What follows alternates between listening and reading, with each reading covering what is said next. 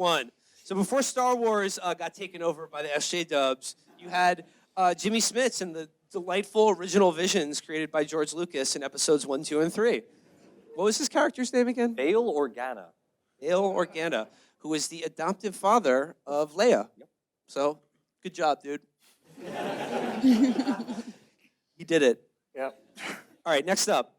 Dr. Alan Keyes. Does anyone remember this guy? No one remember. None of these fucking kids remember him. Oh, wow. This is the guy. This is the guy whose body Barack Obama stepped over to become president because he was running in 2006 for the 2004 for the Illinois Senate.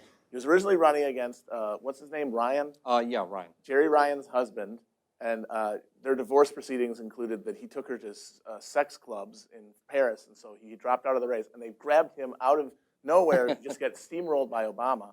Again, a quaint scandal. Yeah, adorable. Yeah, Jerry Ryan, that's 7 of 9 from Star Trek Voyager. Just like to, All these I'd people like know to add that to the record. Yeah. Alan Keyes was briefly Ronald Reagan's ambassador to the UN. He's one of those guys who's not a medical doctor but calls himself doctor, which 100% of the time you're a bad person. Yeah. He also ran for president a number of times. Ran for president a number of times. My favorite anecdote from that is I think it was '96. He went to a elementary school in New Hampshire, and he was talking to a room full of I think 2nd or 3rd graders, and they brought up the subject of abortion. And to explain to the kids why it was wrong, he pointed at one of the kids and said, "Well, suppose I picked you up by your ankles and smashed your head against the wall. Would that be wrong?"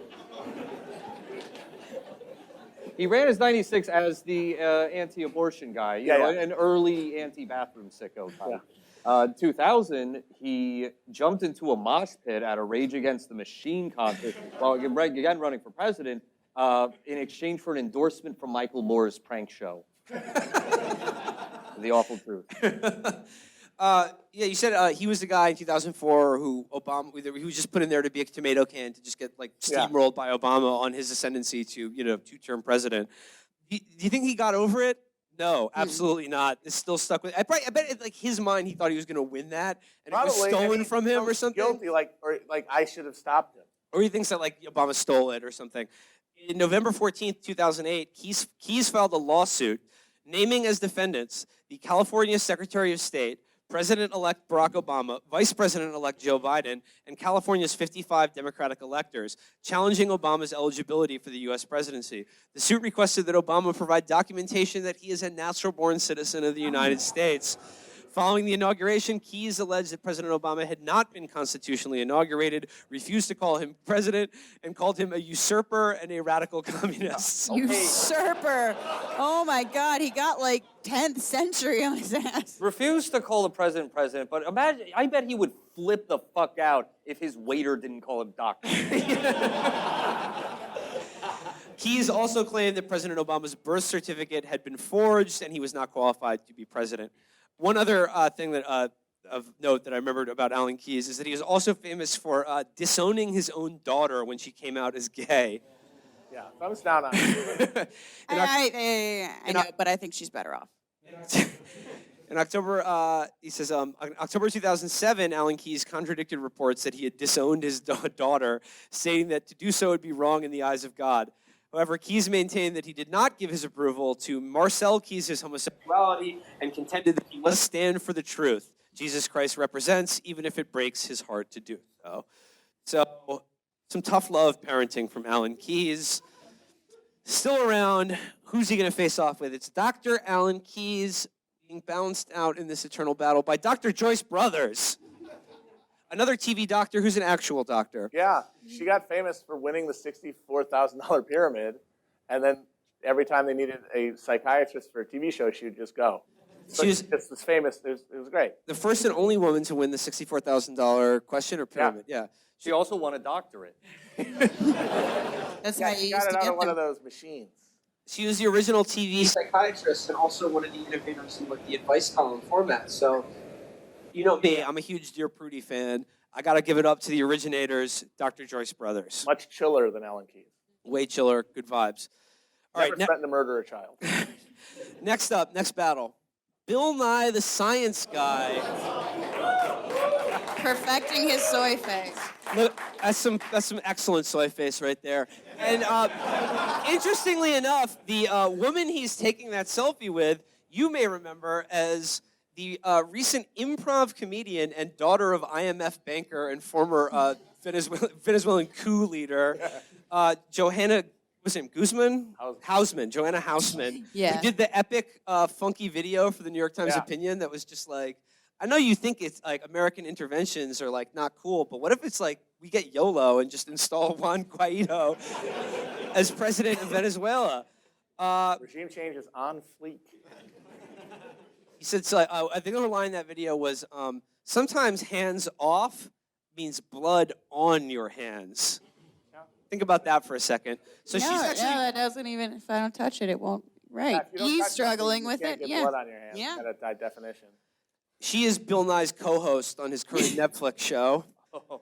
And I'm putting Bill Nye on this list for just his, obnoxious science fucking. annoying. Yeah, shut up. We're anti. You got the point. You got the fucking point. Learn things. Oh, no, thanks. He will be facing Dr. Henry Heimlich, inventor of his famous maneuver. But then we looked this guy up, and he has a fairly interesting history as well. He does. So the guy invented the Heimlich maneuver, and like the modest gentleman he is, he named it after himself. And then he went on a messianic quest to make everybody aware of it and be like, this is going to save hundreds of lives. Do this. And then he started like branching out even after it got accepted as like a CPR best practice. He's like, if someone's drowning, you can give them the Heimlich too. And be like, I don't think so. I mean, the water is not an ice. It's like, no, it'll work. It's like a billows. And they're like, I don't know. Well, what about this study that says that? And it's like, you made this up. I was thinking the idea was And like, he was like an evangelist for his own maneuver, Your bads aren't as bad and your goods aren't as good. We addressed this He earlier. would like be eating with somebody and he'd be like, you enjoy that maneuver that you could do to save people's lives? I invented that.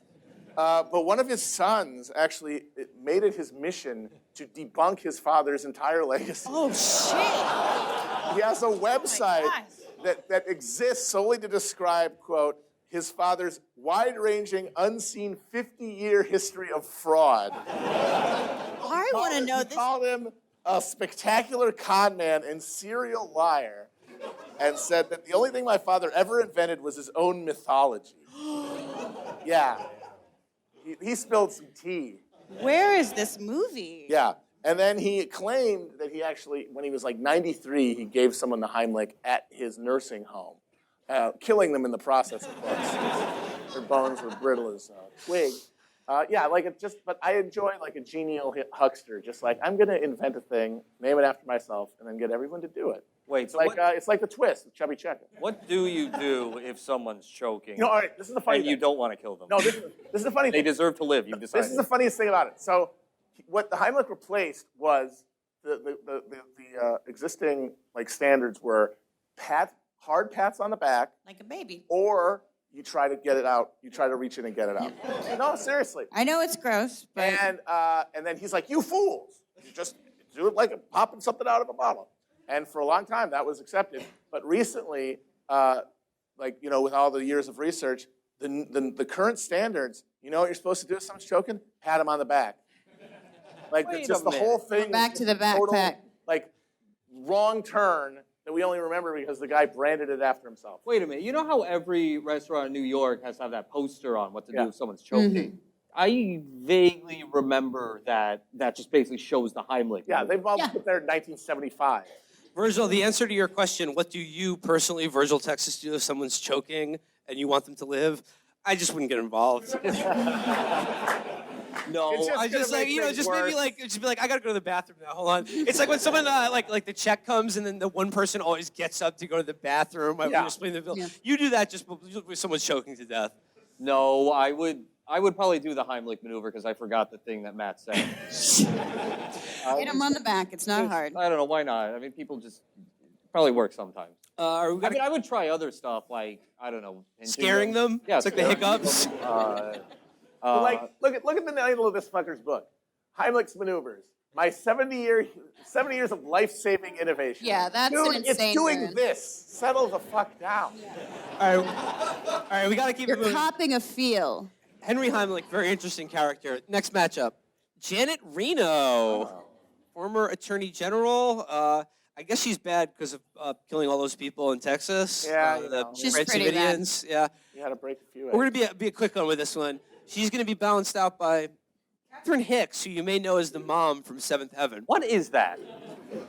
What is that? It was a television show. It's a wholesome program. It was a WB sitcom that was like an Until hour-long what's her name drama got about the- a family. Yeah. Until Jessica Biel got too hot. That was Yeah. funny. It's Jessica Biel's first big breakout Okay. role, and like it was about a family, and the patriarch was like a minister. It was about a minister's family, and it was called Seventh Heaven, and it was like a very kind of Something touched by an angel crap?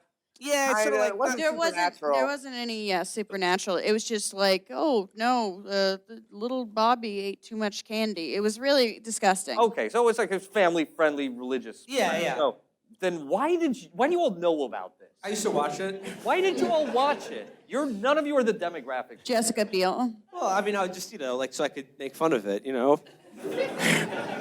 Anyway, Seventh Heaven. Then it turned out the guy who played the dad, Stephen Collins, like I don't know, like molested his daughter or something. Yeah, So not good. with this one, Catherine Hicks, what did she know and Kind of when a did she know toss-up. it? Yeah, Maybe we but- should switch these out Yeah. because the Brad Davidians. Not sure. I think they had some good ideas. They had some good. Yeah, they had a few good ideas, but they had a lot of guns too. So what were they? I don't know. It's legal. What are you It's doing? legal. It's America. These might be two just true neutrals that balance as being neutral. All right, let's keep it going. This is an interesting one. That's Sandy Berger, but this is sort of a 2-4. Both Sandy Berger and Stephen Hadley, that is Bill Clinton and George W. Bush's national security advisors, both went to Cornell. That's Sandy Berger. We put him on there because the hilarious story about him is that he got in trouble or was arrested for taking documents out of an official archive in his pants while he was writing Yes, his for memoir. the National Archive. So after he left office, Bush came in, he still had, top secret access to these documents, but, you have to Documents. you have to go there and read them. After 9/11, he was caught trying to take these documents out in his pants. And the stories he gave the police and prosecutors were like totally conflicting. He was like, "Oh no, I'm working on a book or just researching it." I'm It baby. made sense. I'm just happy to see you. They were out of toilet paper. But the right wing, they came up with this theory that, he's taking out the documents that prove that Clinton's responsible for 9/11. He was also masturbating in the library. So he got his credentials revoked, his library card cut off, and a 50-cent fine. And then Stephen Hadley, I mean, not much you can say about him other than he was I- George W. Bush's national security advisor. Yeah, that's. So I do have something interesting from him. Here it is. During the Syrian chemical weapons crisis in September 2013, Hadley appeared on Bloomberg TV, CNN, MSNBC, Fox News, and also wrote an op-ed piece for the Washington Post in which he advocated attacking Syria with missiles. At the time, Hadley was a director at Raytheon and owned 11,000 shares of stock, but the news organizations failed to disclose this link. I recommend dropping some reliable, powerful, potent, surprisingly affordable Raytheon missiles onto Syria. Business is booming. I recommend dropping podcasts there and liberating some minds. no bullshit though. Like people have like idiots have suggested doing that with North Korea of just airdropping in like flash drives with podcasts and fun music. I think it's like flash drives of the Bible, but more. Put like, I don't know, Overwatch on there.